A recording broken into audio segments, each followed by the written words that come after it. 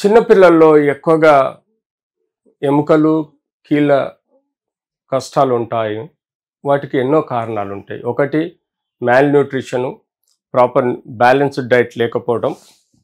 Ethiopia లాంటి కంట్రీలో below poverty కంట్రీస్‌లలో ప్రాపర్ న్యూట్రిషన్ లేకపోవడం వలన vitamin D, calcium deficiency, rickettsial disease లాగా వచ్చే ఆస్కారం ఉంటుంది. అంతేకాకుండా కొంతమందికి ఎండోక్రైనల్ సమస్యలు, ఎండోక్రైన్స్ అంటే మన బాడీలో ఉండే కొన్ని గ్రంథులలో పారాథైరాయిడ్ డెఫిషియన్సీ వలన కూడా వీళ్ళ కాల్షియం అబ్జార్ప్షన్ సరిగ్గా లేకపోవడం, కాల్షియం ఫామ్ అవ్వకపోవడం వలన బోన్స్ డిఫార్మిటీస్ రావడం, బోన్స్లు ఇర్రెగ్యులర్గా పెథలాజికల్గా చేయడం, అంటే అందులో మనకు పెజెస్ డిజీజ్ కానీ లేకపోతే ఇతరత్ర బోన్ సమస్యలు రావడం, joint irregularities, deformities, congenital deformities కూడా వచ్చే సమస్య ఎక్కువగా ఉంటుంది.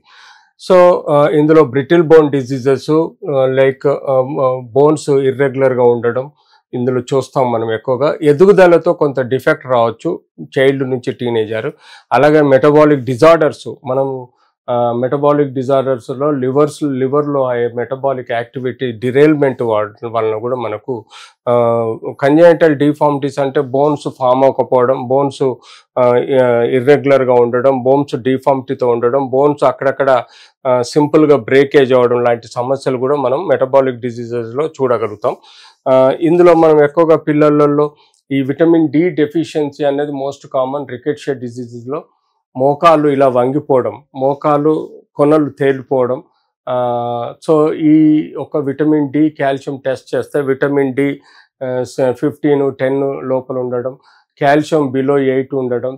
తద్వారా మనం తెలుసుకోవాల్సింది ఏంటంటే వాళ్ళకి న్యూట్రిషనల్ ఇంబ్యాలెన్స్. సో వాళ్ళని మనము ఎప్పుడైతే రక్త పరీక్షలు, ఎక్స్రేలు ద్వారా డయాగ్నోజ్ చేస్తామో వాళ్ళకి మనము సన్ ఎక్స్పోజర్తో వాళ్ళకి కొంత విటమిన్ డి అబ్జార్ప్షన్ అయ్యే విధంగా ప్రయత్నం చేయడం, ఓరల్గా వాళ్ళకు విటమిన్ డికి సఫిషియంట్ న్యూట్రిషను, అంతే calcium syrups, vitamin D syrups ఇవ్వటం వల్ల కూడా డెఫినెట్లీ మనం విటమిన్ డి సమస్యను అనేది మనం చేసుకోవచ్చు. అలాగే పారాథైరాయిడ్ హార్మోన్స్ యొక్క సమస్యలు ఉంటే వాటిని సప్లిమెంట్ చేయడం మనకు నెససరీ ఉంటుంది. అంతేకాకుండా congenital deformities, bone formation, rheumatoid arthritis, పిల్లలలో రుమటాయిడ్ ఆర్థరైటిస్ రావటం వల్ల అంటే వంశపారపర్యంగా వచ్చే కీళ్ళవాతం వల్ల చిన్న చిన్న కీళ్ళు వాపులు వచ్చేసి నొప్పి రావడం, మలచలేకపోవడం లాంటి సమస్యలు ఉంటాయి. మనం రుమటాయిడ్ రక్త పరీక్ష కన్ఫర్మ్, అది ఇమ్యూనోగ్లోబులిన్ అంటే మనం ఆ బాడీలో ఇమ్యూన్ సిస్టమ్ డిరైల్ అవటం వల్ల వాళ్ళకి ఈ వంశపారపర్యంగా వచ్చే కీళ్ళవాతంగా భావించాలి. అలాంటి కీళ్ళవాతాన్ని మనం స్పెసిఫిక్గా చిన్నప్పటి నుంచే ప్రాపర్గా వాళ్ళకి కన్ఫర్మ్ డయాగ్నోజ్ చేసుకున్న తర్వాత తప్పనిసరి పరిస్థితుల్లో స్టెరాయిడ్ థెరపీ, అంతేకాకుండా pain killers, disease modifying drugs కూడా ఇవ్వటం వల్ల వాళ్ళకి మంచి రికవరీ ఆస్కారం ఉంటుంది. బ్రిటిల్ బోన్స్ అంటే ఎక్కువ మనకు బోన్స్ ఫ్రెజైల్ ఉంటాయి, ఫ్రాక్చర్స్ అవుతూ ఉంటాయి.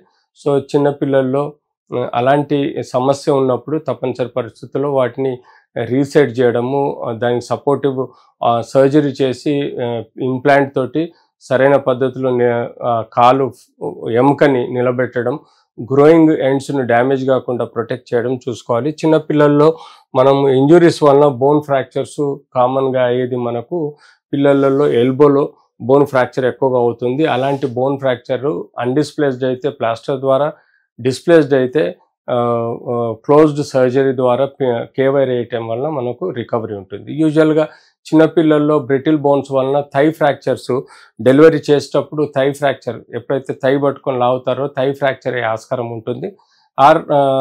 పుట్టిన తర్వాత పడిపోవటం వలన ఆస్కారం ఉంటుంది. కాబట్టి అలాంటి ఫ్రాక్చర్స్ని మనం సర్జరీ అవసరం లేదు. యూజువల్గా ట్రాక్షన్లో పెట్టి కరెక్ట్ పొజిషన్లో పెట్టి ఈవెన్ ఒక 50% తేడా ఉన్నా కూడా దాన్ని యాక్సెప్ట్ చేయొచ్చు. ఎందుకంటే హైట్ తగ్గకుండా చూసుకోవాలి. ఒకటి 50% డిస్ప్లేస్మెంట్ ఉంటే కంగారు పడాల్సింది ఏం లేదు.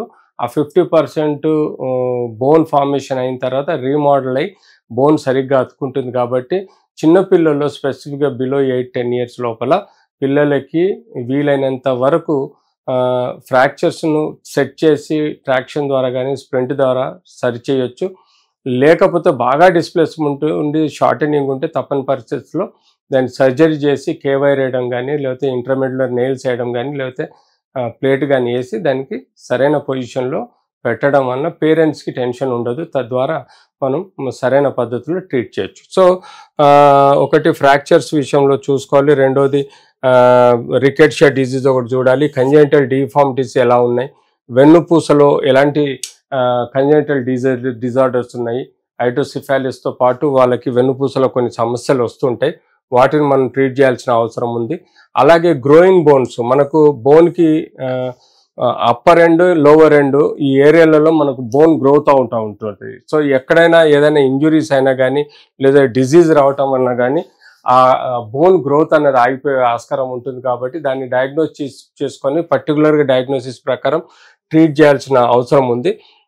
యూజువల్గా ఈ గ్రోయింగ్ ఏజ్లో మీరు స్పైన్ చూడవచ్చు, ఎలా వేరియబుల్ చేంజెస్లో ఉంటాయి. సో వీటిని మనం ప్రాపర్గా చూసుకోవచ్చు. మెటబాలిక్ డిజార్డర్లో బోన్ డిజీజెస్ ఏవైనా caused by disturbing the bone metabolism, so absorption, reproduction of the bony cells ఉంటాయి. ఆస్టోబ్లాస్టిక్ యాక్టివిటీ, ఆస్టోక్లాస్టిక్ యాక్టివిటీ అంటాము. అంటే మనకు బోన్ నిరంతరము ఆస్టోక్లాస్టిక్ యాక్టివిటీతో అబ్జార్బ్ అవుతుంది. ఆస్టోబ్లాస్టిక్ యాక్టివిటీ తోటి కొత్త బోన్ కణాలు డెవలప్ అవుతాయి. ఆ ప్రక్రియ కరెక్ట్ మెటబాలిజం యాక్టివిటీలో సక్రమంగా ఉందా లేదా, లేకపోతే కొన్ని సిండ్రోమ్స్ వలన డిఫరెంట్ కంజెనిటల్ డిఫార్మిటీస్ వస్తాయి. వాటిలో కొన్ని బోన్ డిజీజెస్ కూడా సిండ్రోమ్లో ఉంటాయి. కాబట్టి వాటిని పర్టికులర్గా డయాగ్నోస్ చేసుకొని ట్రీట్ చేయాల్సిన అవసరం ఉంది.